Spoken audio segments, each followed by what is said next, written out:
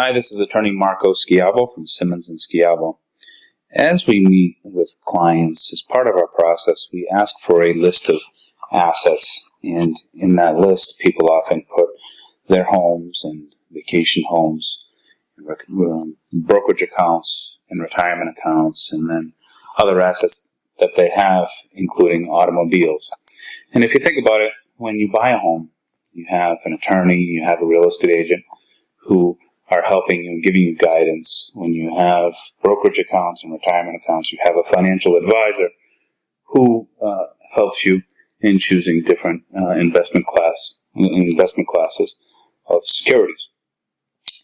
But when you buy a car, especially a pre-owned car, you don't have that guidance. So we're doing a podcast today to give some guidance. I have with me here Mr. Alan Symmes, who is the founder, owner, master technician at Revolution Automotive Services. Alan, welcome to the show. Hi, Marco. Thank you. Thank you for having me. Okay, so let's talk about that now. So I'm in the market for a pre-owned vehicle. I found a vehicle that I'm interested in. What do I do now? What's next? Get it inspected. First thing you got to do. We often have customers come into our business, and my team will look the car over, and this is after the sale, and they'll come in and they'll say, I just bought this car, let's get it inspected. Can you check it out? And my team just goes through the thing and picks it apart and finds one problem after another. We're strong believers in what we call PPI, pre-purchase inspection, and highly recommend it. People come into the shop, get the car inspected before they buy it, and we can either save them from making a costly, poor decision, but in most cases, what we'll do is at least give them some valuable bargaining chips to go back to the table with, back to that dealer.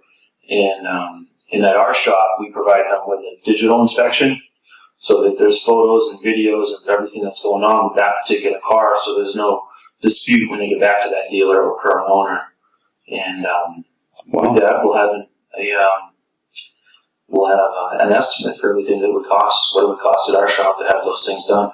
Wow, that's great.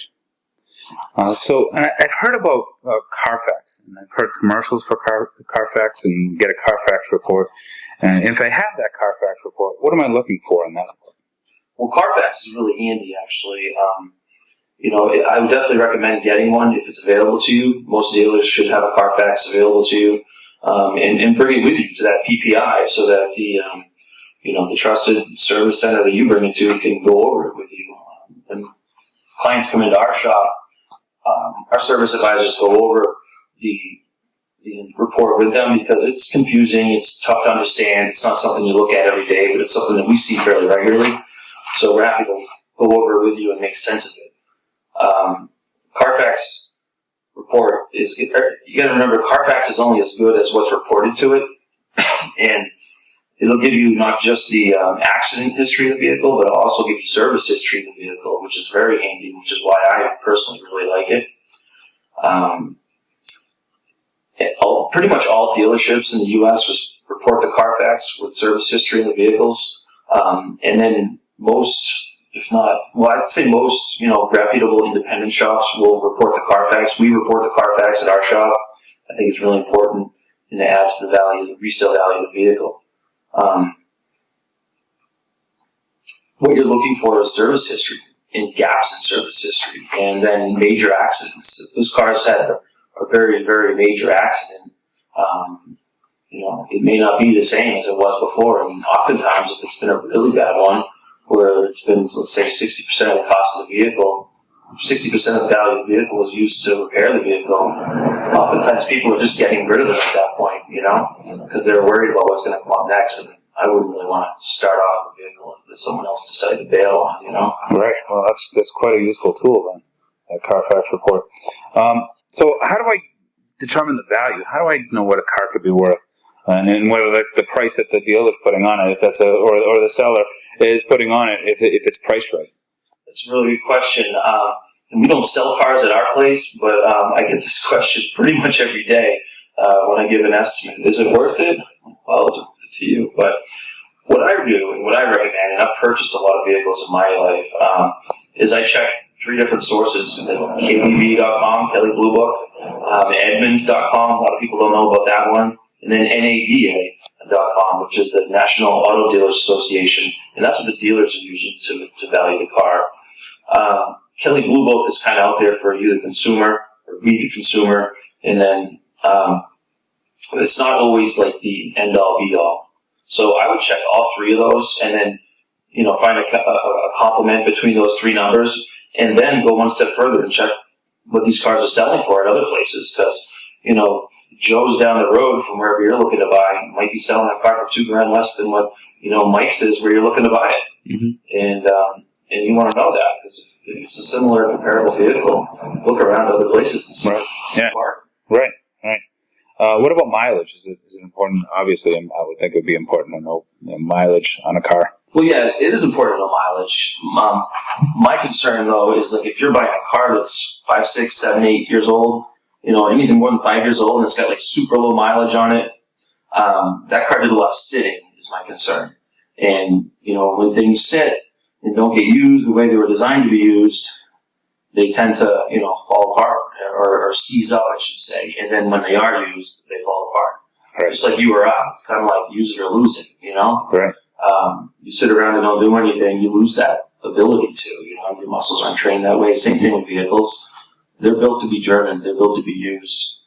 Personally, I would prefer a well-maintained, higher mileage vehicle over a low-mileage vehicle that did a lot of sitting. Mm-hmm. So low mileage is not always a good thing. It's not always a good thing. Often it is, but it's not always a good thing. Right. High mileage can be accrued on the highway, and highway driving is not putting that much wear and tear in a vehicle. It's actually pretty good for a vehicle. Okay. All right. What can I be looking for that indicates how a previous owner cared for the car itself? Well, obviously the CARFAX report will give you a service history, and I would try to get a service history if you're buying it from an individual. Service history is very important, in my opinion, to know if the car is maintained well. But if you don't have access to any of that information, you could start by just popping the hood, looking around in there. Is there lots of leaks? Is it really filthy and dirty? Check the oil. Is the oil dirty? I know some cars nowadays don't have that dipstick anymore. You can't even check an oil, but look through the iDrives, or there's usually a dash, an instrument in the dash that will tell you when the last oil change was done, or when the next one's due at least, and you can gauge it by that. But really, I would just kind of look around at the car, open your eyes, and be aware of what's going on with it. Are there lots of dents and dings on it? Are the tires balding? And then get inside and look around inside the car. Are there stains in the carpet? Is there rips and tears, cigarette burns? In the center console, is there lots of dings and dents and scratches on the upholstery? That might indicate that it was full of a lot of junk at one point, and that person didn't take very good care of the car, didn't keep it clean. Because the person that doesn't keep the car neat and clean and in a good order inside often isn't taking care of it on the outside or underneath either. Right. Good not point. Being diligent with their vehicle. Good point. Makes sense. All right, so that's what we have. So I appreciate your time. This is great, very fantastic information, very helpful information. Yeah. So thank you for being on the show. Most importantly, how do people reach you? So we're Revolution Automotive. We're in Norwood, Massachusetts. You can visit our website at www.revolutionautomotive.com. Our phone number is 781-762-0013, and we specialize in German cars, but we're happy to do a PPI for anyone who's looking to purchase a car down this area. And my team and I would be happy to work with you. Excellent. Give us that number again. 781-762-0013. Excellent.